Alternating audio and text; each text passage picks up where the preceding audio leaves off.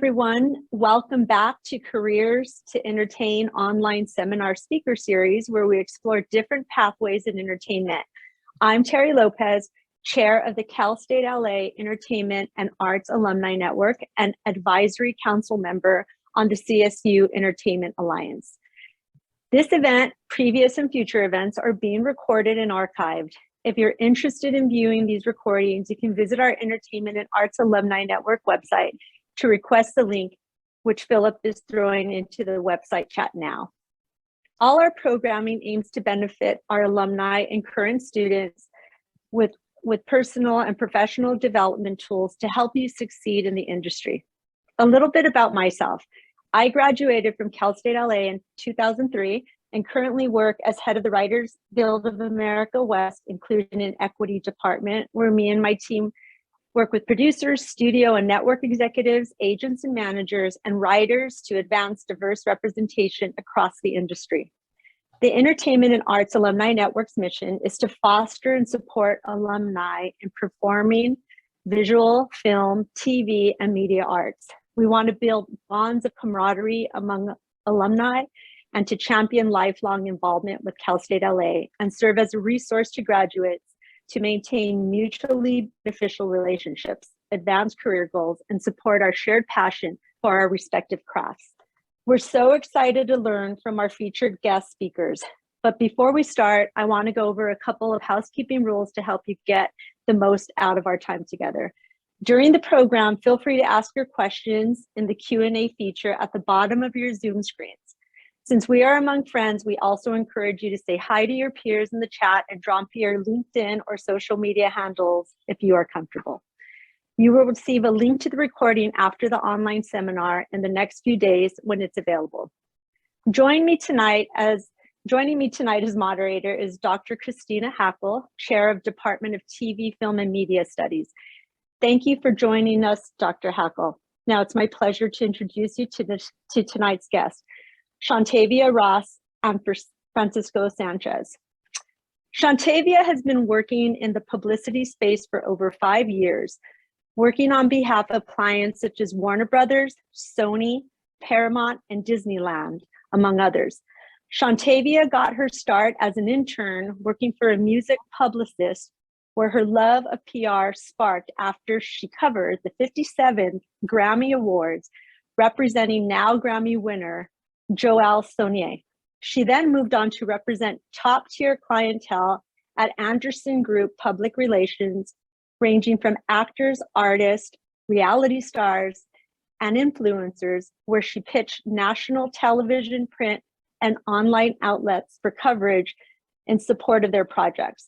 She currently serves as the director of the African American division, overseeing efforts for prominent studio clients to generate awareness through publicity and promotions for targeted African American campaigns. Shawntavia holds a degree in broadcast journalism from Cal State University, Fullerton.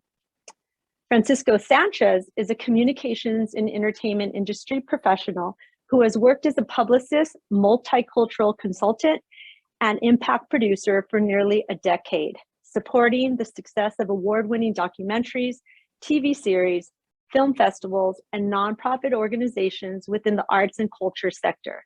His past consulting, impact, and publicity work include working alongside Cinemax, Hulu, National Geographic, Searchlight Pictures, Focus Features, Leica, and Lionsgate.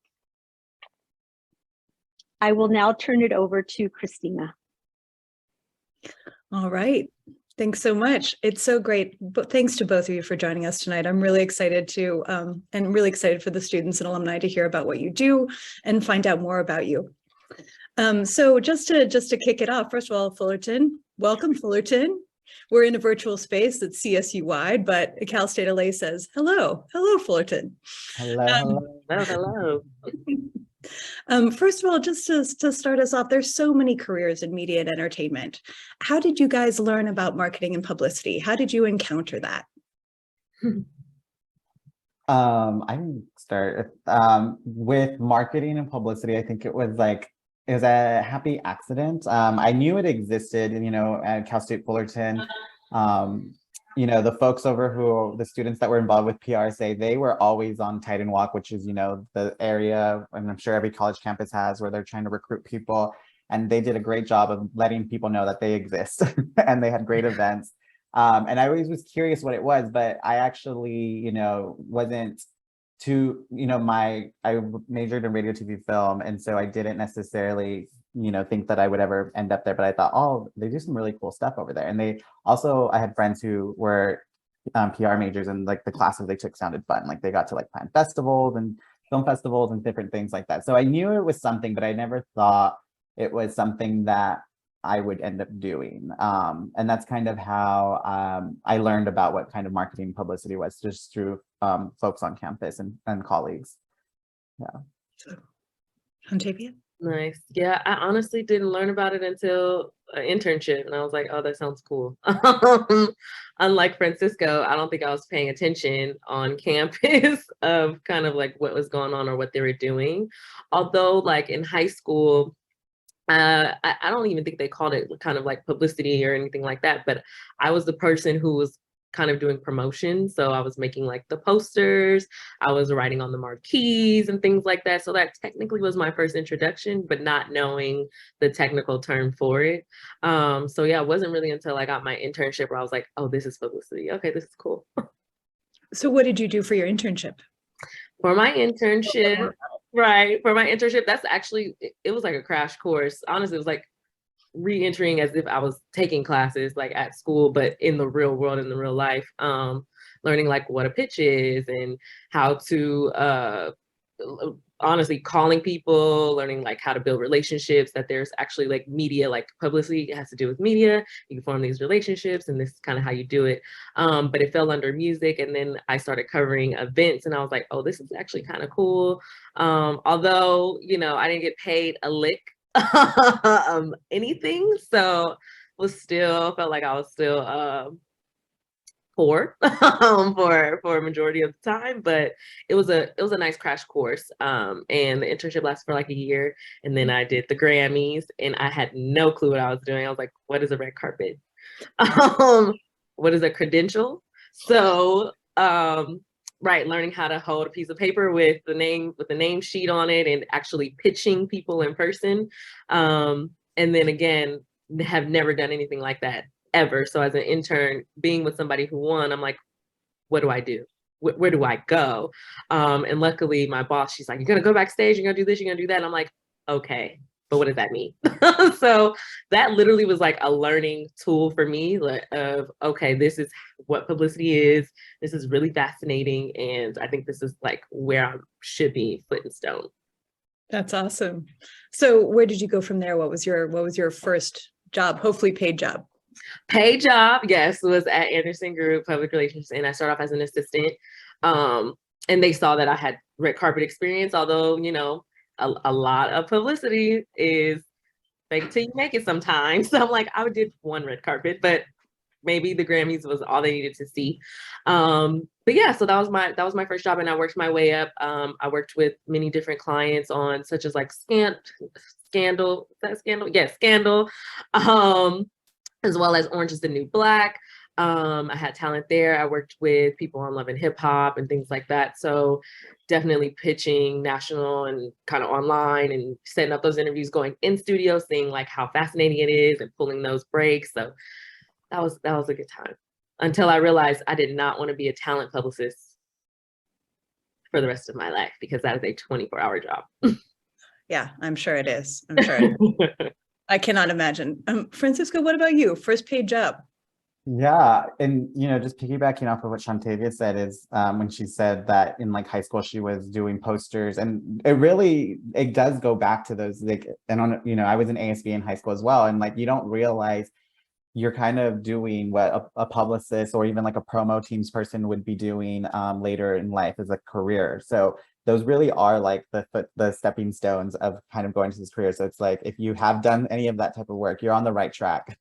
And just going into that, it just made me reflect also, while I was at Cal State Fullerton, I had a job which was with the Titan Pride Center, and it was this like small corner in the student union where our job was to really get students to go to student athlete games and use the resources, whether it was the gym or the free services that ASI was offering. And I'm thinking about it and I was like, you know what, I think that was my first PR marketing job, because we were literally planning like, okay, what are we going to do to promote finals week and get people to come to the TSU and get free massages, and what are we going to do to get people to go to the game and wear blue and orange? And we would just be talking to folks all the time. So I would say, yeah, like looking back, that was my first marketing PR job, but it just didn't have the title. But my first official job within like the industry was with David Magdal and Associates. It's a small documentary and Asian Pacific Islander agency where we worked on different films from with Nat Geo, with Focus, and that was like the first thing. And the same thing where it was a crash course. Like I started off by volunteering at a film festival, and basically the person that I was volunteering with, I had no idea, had his own company. His name was David Magdal, and that led to him like, oh, do you want to work as an office assistant for me? And I was like, I think it was maybe a year out from college, and I was like, I need to get paid, just like like Shawntavia was saying, because at that point I was just doing random gigs, and I was like, oh, it'd be nice to have something that's, you know, paid. And so I was like, of course. And I wasn't thinking that it was gonna be long term. I was just like, I'll just do this while I get my next gig. And yeah, I just was like in the office, you know, and just listening to how the other publicists were talking and the things that they were doing, and I was like, huh, like that kind of seems fun. I think I can do that.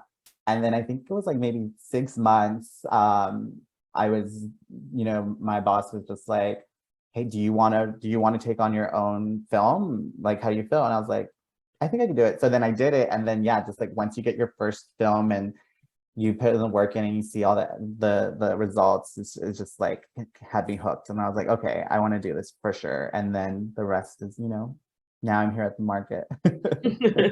So you guys are both there at the market. So tell us, Shawntavia, you got to the market first. Tell us a little, give us some background. Tell us about the market and the work you do. Yeah, so the market was formed like around 13, 14 years ago by President Marcos Barron. And the very first client was Sony. They saw a need in a space to make sure that we're targeting our actual audiences for campaigns. And so they actually started off just with Hispanic outreach, and then they grew and saw there was a space and a need for to hit Black audiences as well. And so there we focus on marketing, publicity, promotions. We help publicize megawatt campaigns with these studios across the board. Uh-oh. Looks like we had a little freeze out.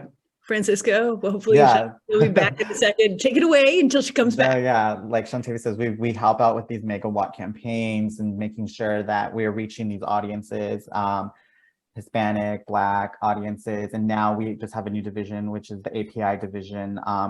And so we've been working, you know, I just started working with them, but they've been working in this world for a couple of years now. And it's just been really great because it's, you know, we're making sure that not only our audience is being reached, but we're getting to work with journalists and publications that, you know, sometimes don't get the same attention that other outlets, larger outlets do. And so it's just been really a great experience there.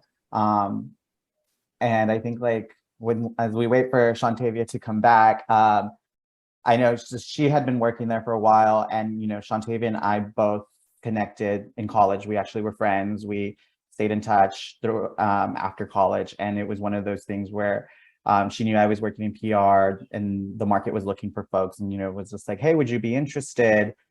We have something over here. And I hadn't necessarily worked on super large campaigns at that time. I think I was still working mainly on like the documentaries, and, you know, documentaries, they can be big, and they are getting big now. Thank goodness they're finally getting some attention.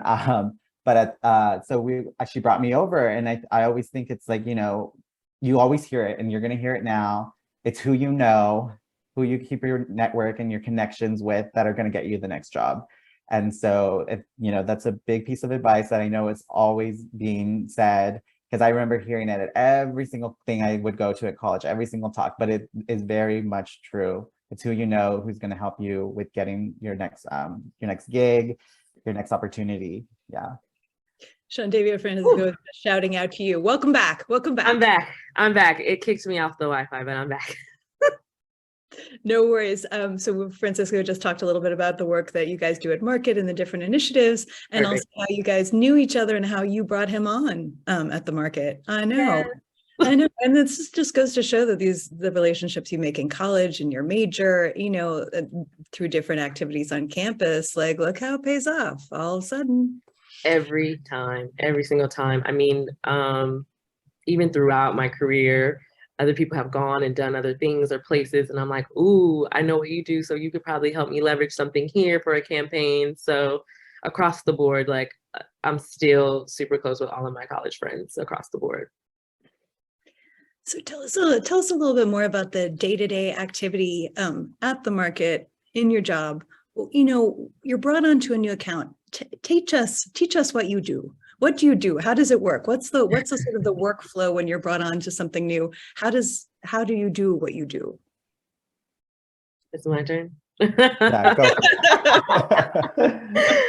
Yeah, so right. Yeah, so when a client brings us on to a new project, so for us, it's pretty much like a strategy, a plan, and then we execute. So we get together all of the teams, depending on the outreach that they want, and we tailor a strategy plan that lets them know kind of like who we're going after. So a target demographic from age range to specific niches of communities. So are we reaching, like the kind of the nerd community that are super into like Marvel and things like that, or are we tapping into horror fans?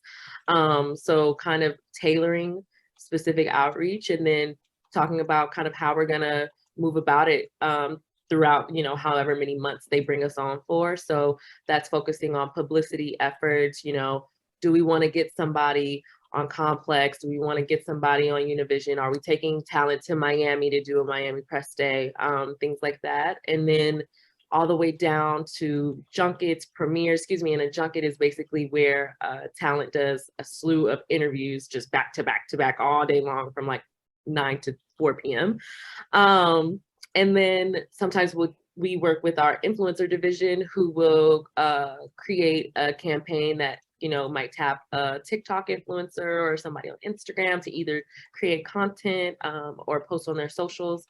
And then we include our promotions and our word of mouth team and events, who come with like the bigger ideas of kind of what events we should be at. Should trailer play be involved? And that's, where you see trailers on kind of not billboards, but where you see them on TV, and sometimes you'll see them at billboards, or if you go to a festival, a concert, you might see a trailer for a film. That's probably one of our teams that executed that portion.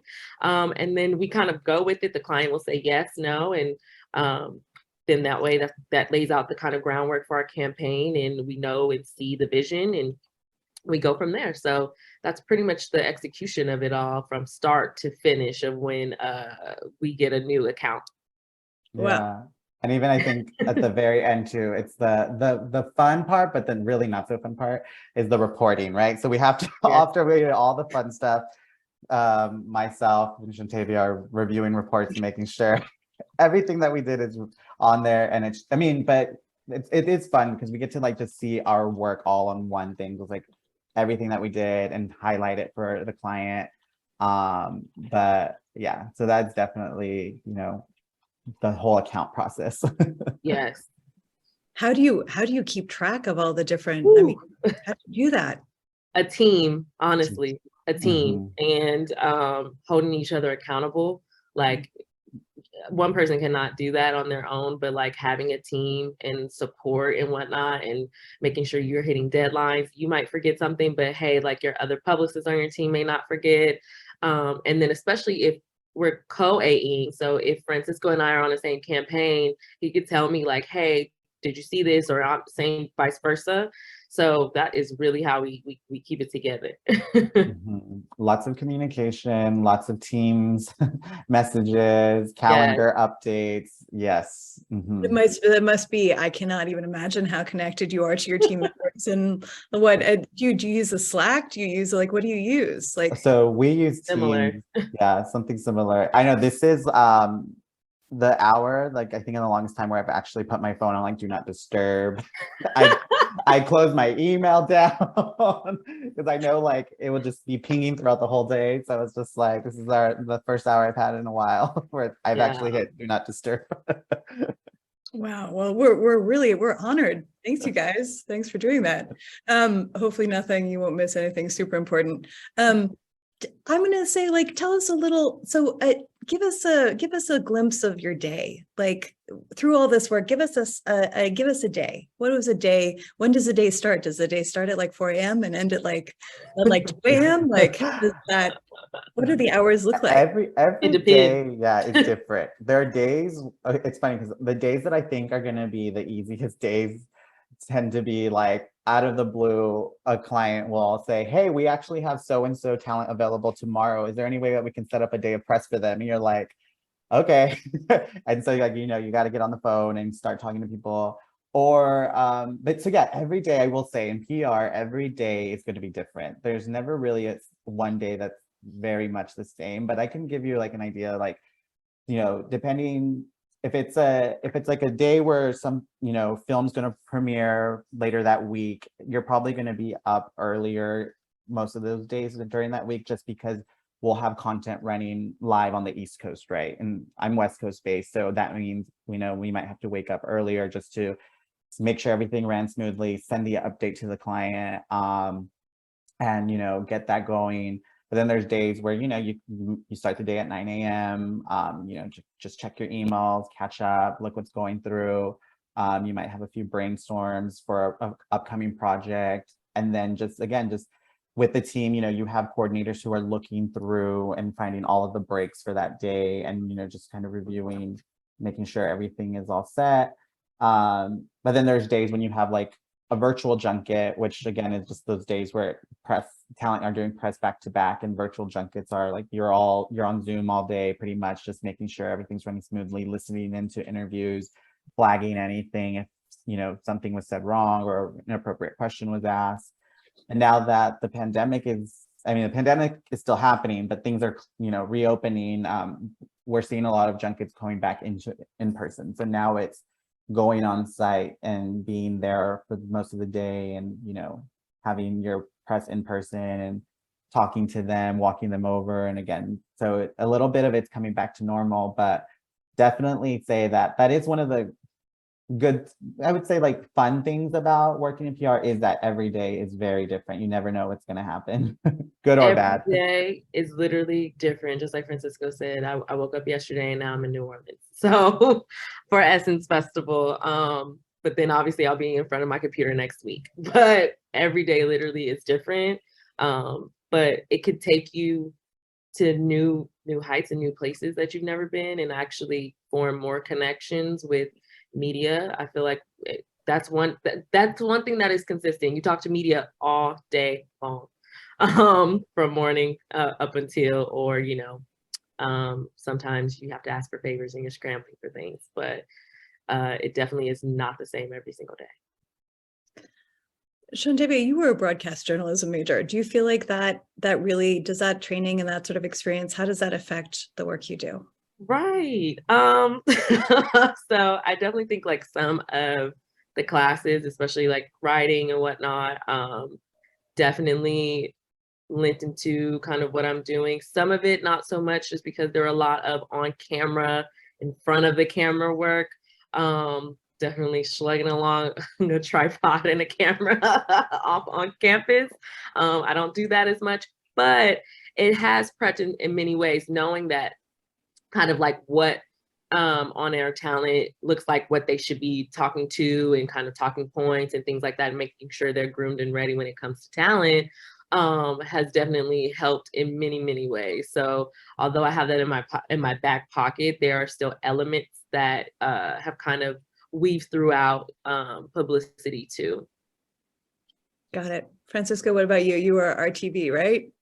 Yeah, I Well, think, yeah, a lot of it crossed over, honestly, for PR, especially because I was taking a lot of production courses, and also I TA'd for a class that we had, which basically every week we had a guest speaker from the industry come in. And I think, again, like how we were talking earlier, just you have to be organized. There's so much that you're handling.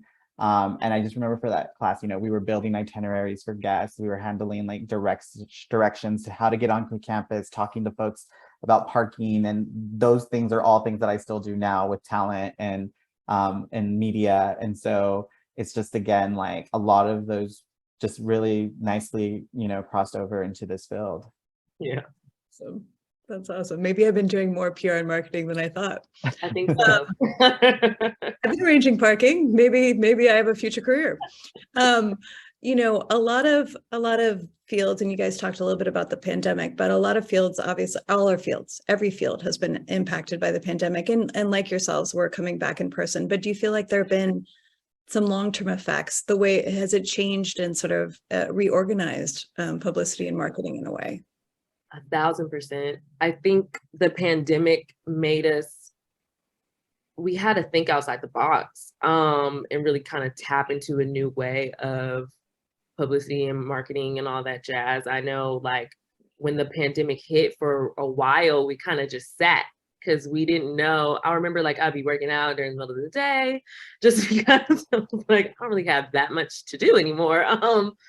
Seeing that it slowed down and whatnot, until we kind of had to really get it together. Like, okay, I think once the studios were like, stream, like everybody's at home streaming. So obviously, like Netflix, it went right into their favor, Hulu, but then you also saw so many other studios, like HBO, they're like, okay, HBO Max, like, let's get that going. Disney said, we have a vault, so let's go ahead and throw our hats into the ring as well. So then now it's like, okay, what does this look like and how can we do it virtually?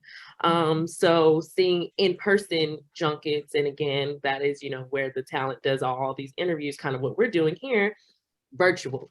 So they found companies that can kind of do it, and we saw that at first, and then so many things started happening, right? Like, you see Instagram lives, and we're like, okay, this is a whole new world. So this is where publicity is. Like, we can have, you know, celebrities or outlets and whatnot interview our talent, and then here comes Clubhouse. Here comes all these kind of audio apps and things like that. And I feel like social media really kind of blew up into its own lane of even challenging us of what are many ways that we can still tap into publicity while the pandemic is going, not being in person. And I think we definitely did that on our side, making sure that we kind of cross those bridges and things like that. But it definitely was a challenge in the beginning, because nobody knew where we were kind of gonna go. Since there's no theaters, like, everybody's going to lose money. But once the streaming platforms kind of were like, no, we have this lane now, this is our opportunity, this is what we are made for. It's like, okay, so then what are we made for? We need to challenge ourselves, we need to level up and kind of think outside of the box and grow in other areas that we haven't before. And now having those tools, it's like, okay, we've done that, so we can kind of do a mix of virtual and in person and things like that. So yeah, it was kind of difficult in the beginning, but we came out on top. Yeah, definitely agree with Shawntavia. And just like, you know, thinking about the question, you saw the rise of so many things, right? You saw the rise of like virtual watch parties folks were having at home, that, you know, influencers were paid or, you know, to have, and then also mailers. I think mailers were, everybody was getting a mailer every day, I think, during the pandemic. If you were in media, like, you got some type of free snack or something telling you to watch whatever is coming out this weekend. Really grew. And even now, though, like, mailers are still a thing. Like, when we are planning, you know, everyone's asking like, oh, what good mailer can we do for this campaign?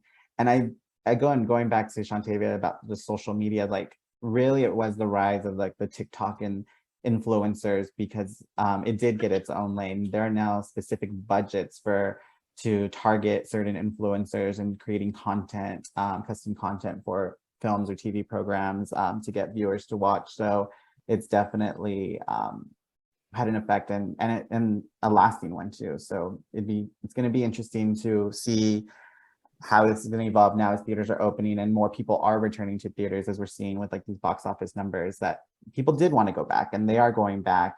And so yeah. All right, so as we're getting closer to the Q&A, let's ask some questions that will help our students and alumni. For students, if they want to work in PR and publicity and marketing, what should they be doing now and what should they do when they graduate? I think because I wasn't even sure what I was going, that I would end up in PR marketing, is just, I would say if you're a student right now, somehow get involved, whether on campus or an organization off campus, because a lot of those times, and I was involved in a few clubs, I had like a leadership role. If you can just get that leadership role and just learn as much as you can, a lot of those skills are going to transfer over, especially if you are looking for a role similar to mine or Shawntavia's, which is like leading teams, because I think everyone needs a good team leader, right? Who can lead the teams and make sure tasks are getting done. So I think, definitely look to get involved in some of those roles if you can, in leadership roles, and also stay up to date with what's happening in media in terms of like the outlets, what outlets are popular, which ones are, not doing so well. So when you go into an interview, you know your stuff, the landscape of what's going on, what's hot, what's not. And even now I'm learning, like, you need to know influencer wise too, like who are people listening to, watching, and so subscribing to, so that in your back pocket as well. I think just making sure you're keeping up with all of the trends, so you know that when you're in those interviews, they know that you speak the language and know what you're, all of the different outlets. Completely agree with Francisco. The only thing I'm going to add is, for sure, definitely start thinking about the main question I feel like I got when I got interviewed was, how do you consume news? So that's really important. And if you don't have an answer, you should figure out, how do you consume your news? I'll never forget, I think I told somebody, I was like, please don't laugh, but I said I consume my news via Twitter. And they completely agreed. And they were like, yeah, I said that's breaking news to me. And they're like, yes, they completely agreed. So yeah, start thinking about that. And Francisco hit it on the head. Great. All right. Well, I know I see Terry, which means I think we're gonna turn over to some Q&A. Cool. Yeah, Q&A. So we have some questions in the Q&A box. Kristiina, did you want to ask those? There's some great ones. I'll get it onto them, and then maybe I get to come back with, I have a couple more questions, and if we have time, we'll come back. If not, it's all students and alumni here. Nice. So, this is a great question and kind of builds off the last one. Do you have recommendations about how to break into your industry when you're coming from another industry? The best way, any advice about how to transition from one industry into marketing and publicity? I would say, depending, whatever the industry that you're hopping from over to this one, look for those transferable skills. So whether it's like, if you can find the job description on, LinkedIn or whatever job site that you're looking at, compare the two, the one that you're currently doing and the one that you want to do, and start highlighting what's the same, right? Grab the same highlighter and look, okay, all the blue ones, those are all the same things. And then maybe use a different highlighter for things that you're not sure that crossover, but then really sit with it and reflect. Have I done some of these things, right? Have I organized a press day before? But it's like, maybe you haven't organized a press day before, but maybe you organized some type of large event, or have organized something that's similar, but you just, again, it took a while to think about. And also, we're virtual now, but like, definitely reach out to people and ask for one-on-ones. I know, or like a quick 15-minute connection with someone who already works in the industry. Use your own network of people. Like, if you have, talk to your friends or family, like, do you know anyone who works in PR?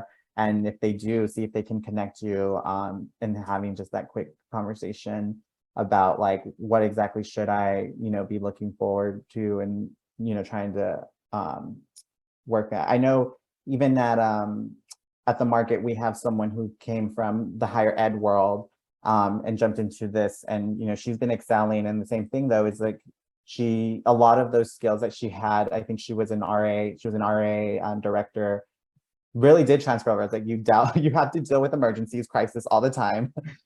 So definitely that's going to transfer over. And then also, you know, she had to promote her events for her to the students who lived in the art, you know, the buildings. So I was like, we all have some type of PR experience. We just have to really reflect and think about it. Great. Shawntavia, anything you want to add? No, that was great. Good. So then question for you, Shawntavia, how did you get your first internship? Oh, The internship questions. right. Oh my God. I at that moment in time, honestly, I was working at Disneyland, y'all. So That's a good job. That's a good job. I was like, okay, I've had enough fun. Where's the real job? So, although I still didn't get paid, but I want to say I was literally looking everywhere. People were kind of telling me like where I should look to as well. I forget, it's some music site that I found, and that's how I found her name is Jody Jackson. That's how I found her, and I interviewed her. She interviewed me, and then I got the position. And she only had 2 interns. That was it, just 2 interns. And kind of like once they moved on, she's like, all right, I'll find a new intern. But yeah, definitely some sites. I think for internships now, I would personally, like, depending on the field you want to go in, if it's music, sports, whatever way, definitely look up agencies. I think that that's a great start for internships in your area. And kind of see maybe the top ones and then apply, because I feel like we are agency, and other agencies are always looking for interns, especially in the summer and the fall. So definitely year round. That's great. Thank you. Would age get in the way of trying to get into marketing and publicity? Do you find that is marketing and publicity possibly a little bit ageist, that's the reputation of the industry in general? Maybe sometimes that gets broken up a little bit. Is age an obstacle? I would say not at the market. Just like, I'm just thinking, like, we have folks from, you know, we cover every generation. I think we have Gen Z all the way to, you know, X, maybe even further. But and the thing that is great about it is, like, when we're on these brainstorms, we get so many different ideas, right? Because they're coming from different generations of thought.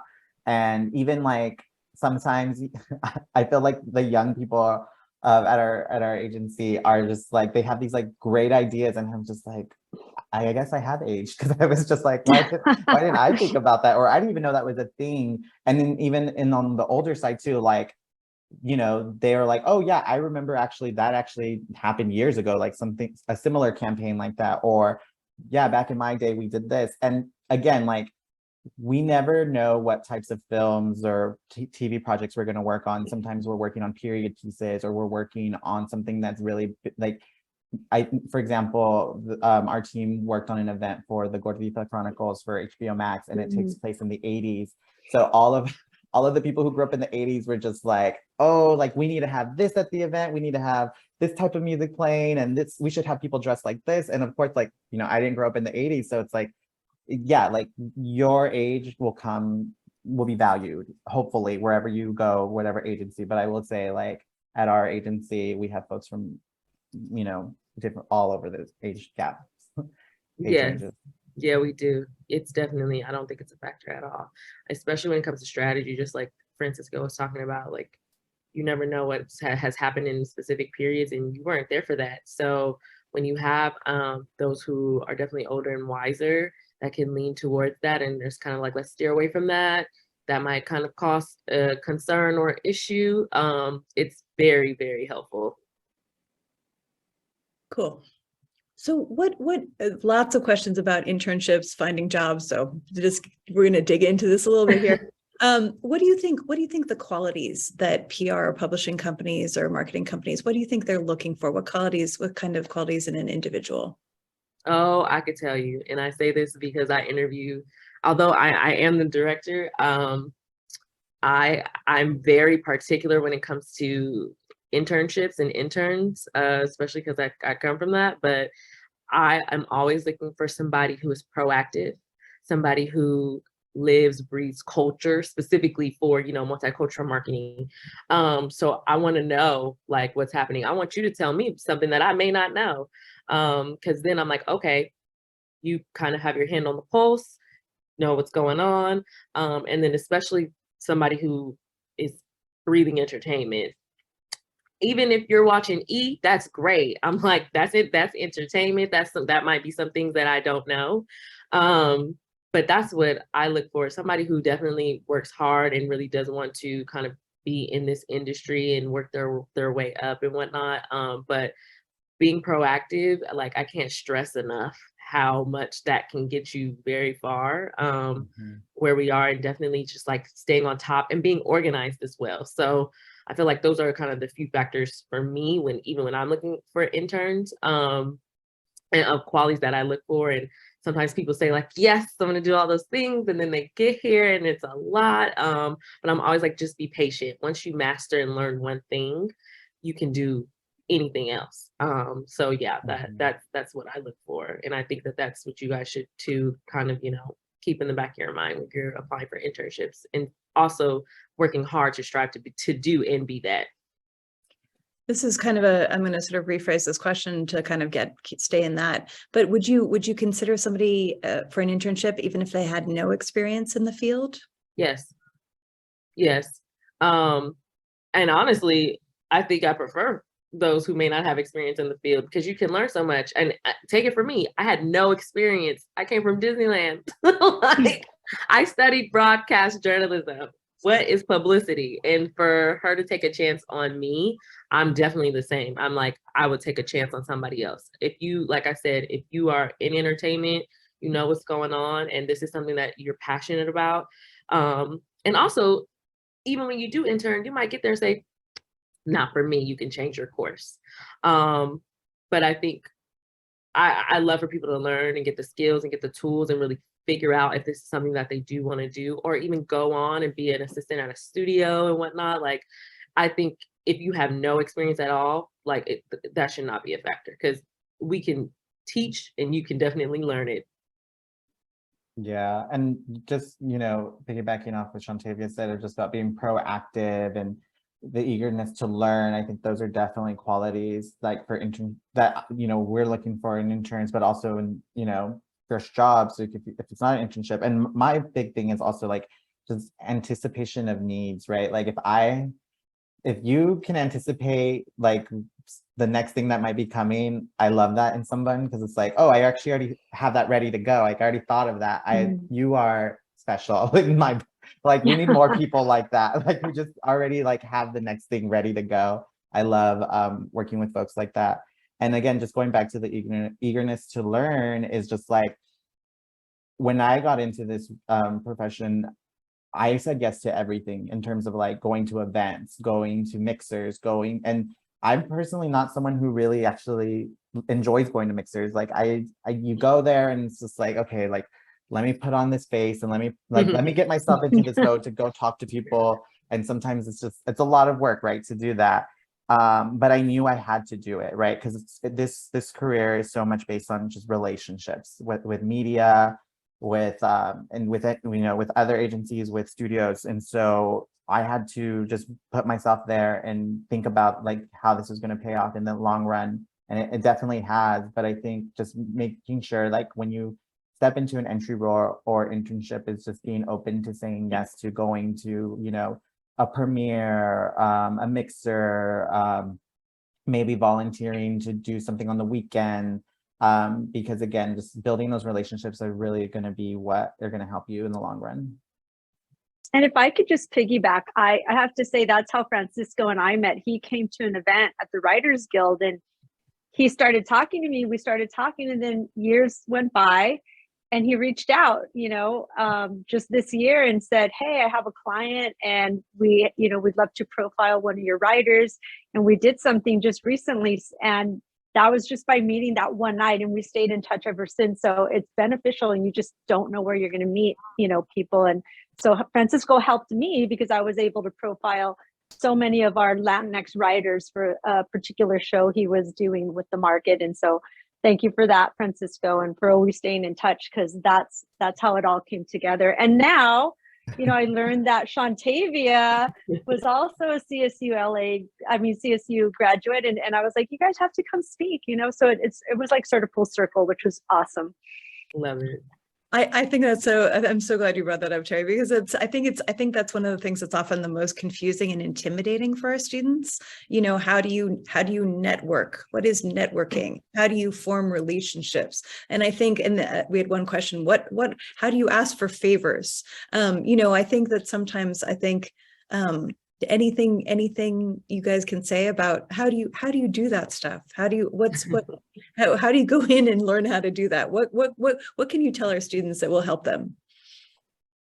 I think like some people, you know, there's extroverts and introverts. I feel like I'm a little bit in the middle, but I literally have to like mentally prepare. It takes me like, you know, I know I signed up for something. It's on my calendar. I know it's coming, and I don't know if this is still a thing, but I know back in the day, you know, Facebook events was like a big thing, right? And everybody would like say that if they're going or not. So I would look at the list, like this was early, like college or after college, and I would see like who's going, who do I already know, who do I want to know, and then so it kind of takes a little bit of homework. And then, you know, you have, for me personally, like I have to mentally prepare, but it's just like, you know, you just kind of scan the room, get the vibe. I personally don't recommend ever drinking, because you don't want to do anything, especially if there's like free alcohol or anything. Like if you don't know anyone there, and if you also, you know your own limits, right? You don't want to set a bad, you know, what's it called, reputation, or just, you know, what people might think about you. So I would just say, just, you know, go into the room, kind of give it a feel what the vibe is, and then just connect. You know, if you haven't connected with someone, I just kind of take that leap of faith, and I'm like, you know, I see this person over here, I'm gonna go talk to them, and it might be, you know, it might be Kristen, and then I'll just be like, so what brings you here? That's kind of like where I go, like, what brings you here? And sometimes they'll be like, oh, I saw the event, and just let that kind of go somewhere. And then I personally like to bring people in. So as soon as I start getting someone talking, and then I bring someone else that's maybe walking by, and they're like, oh, would you like to join us? And then I just kind of listen in and then hear the things that I want to grab from. I know this is probably like the selfish part, but it's just like, oh, if I hear something that's like really, that either I know a lot about or can talk talk more about with them, then I kind of chime in, because I'm always kind of like more of a listener. But I know there are folks who are the opposite, right? Who just can talk, but I like to like listen in and kind of like hear what cues I can step in. But I don't know if that's helpful at all, but that's kind of my process. I don't know, Shawntavia, do you have any tips on how to network? I was gonna answer the favors part.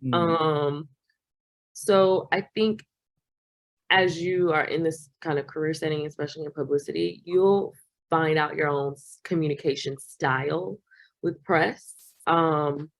One thing that I do, which I think why a lot of favors work, and I'm going to give an example, is I always, like, I'm super delved into it. So I'm always reading what my specific journalists who I talk to on a daily basis are writing, even if it's not anything that has to do anything with my project. And if it's something that I love, I'll just shoot them a note like, hey, I love this or whatever. And I think for them, they're like, wow, that's actually really cool. You actually read other things that has nothing to do with you.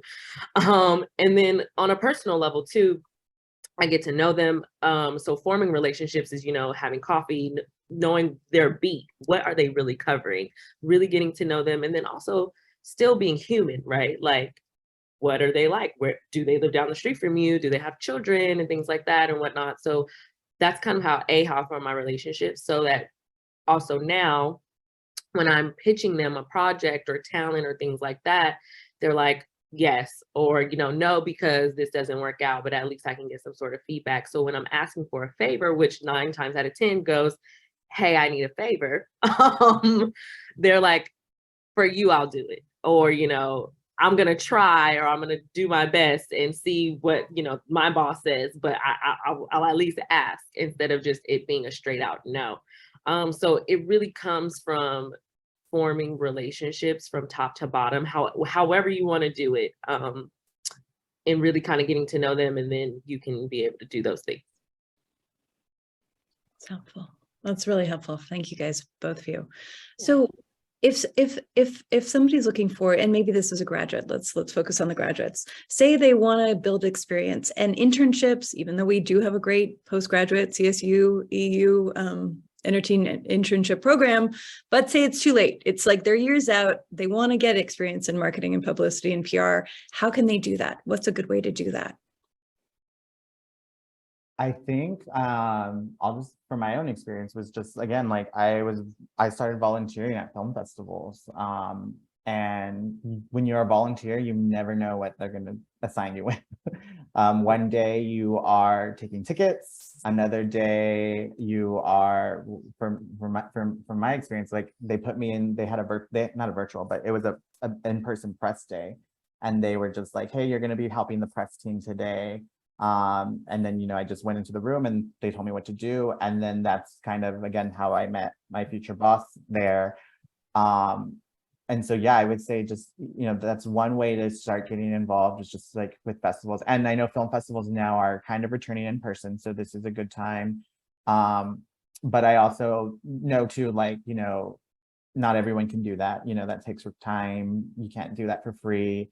Some festivals are flexible, right, where you can sign up for maybe one shift or a couple shifts, that you don't have to be there the whole time.